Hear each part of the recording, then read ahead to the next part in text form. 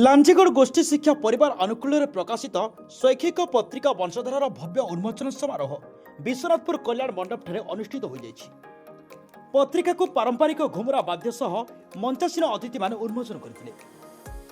एथिरे मुख्य अतिथि भाव जोगदे लांजीगढ़ पंचायत समिति अध्यक्षा कमला पात्र निज आशीर्वचन में वंशधारा को जिलार शिक्षा मानचित्र में एक उल्लेखनीय पदक्षेप बोली वर्णना करथिले। विशिष्ट अतिथि भाव में जोगदे अतिरिक्त जिला शिक्षा अधिकारी हेमसागर महानंद पत्रिकार निरंतर उन्नति और छात्र छात्री सृजनशीलता विकास दिगरे मार्गदर्शन देते। मुख्य वक्ता विशिष्ट कवि तथा संगठक बिरंची नारायण मुंड शिक्षा क्षेत्र में साहित्य पत्रिकार भूमिका उपरे गुरुत्वारोप करते। सम्मानित अतिथि लांजीगढ़ पंचायत समिति उपाध्यक्ष संजीव कुमार नायक और विधायकों प्रतिनिधि प्रदीप घड़ई प्रमुख उपस्थित रही निज निज अभिभाषण में शैक्षिक प्रयास को उच्च प्रशंसा करते।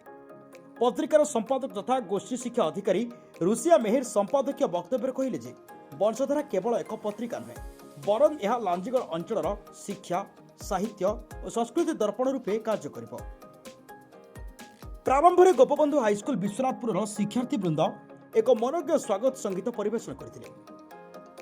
अतिरिक्त गोष्ठी शिक्षा अधिकारी तथा गोष्ठी साधन केन्द्र संयोजक सुढल देव मुंड स्वागत अभिभाषण रखिथिया बेले अतिरिक्त गोष्ठी शिक्षा अधिकारी भारत भूषण साहू धन्यवाद अर्पण करथिले। এই অবসରରେ 2026 মସିହା দশম শ্রেণী পরীক্ষাରେ কৃতিত্ব প্রদর্শন କରିଥିବା ଶିକ୍ଷାର୍ଥୀମାନଙ୍କୁ ସମ୍ବର୍ଦ୍ଧିତ କରାଯାଇଥିଲା। समग्र कार्यक्रम को शिक्षाविद तथा लेखक तपन कुमार भोई और सुधीर कुमार धंगड़ा माझी संयोजना करथिबा बेले समस्त आंचलिक साधन केन्द्र संयोजक तथा गोष्ठी शिक्षा कार्यालय कर्मचारी सहयोग करथिले।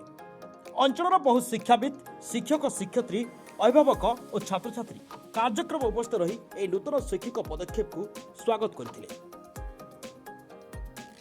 सम्मानित अतिथि लांजीगढ़ पंचायत समिति उपाध्यक्ष संजीव कुमार नायक और विधायकों प्रतिनिधि प्रदीप घड़ई प्रमुख उपस्थित रही निज निज अभिभाषण में शैक्षिक प्रयास को उच्च प्रशंसा करथिले।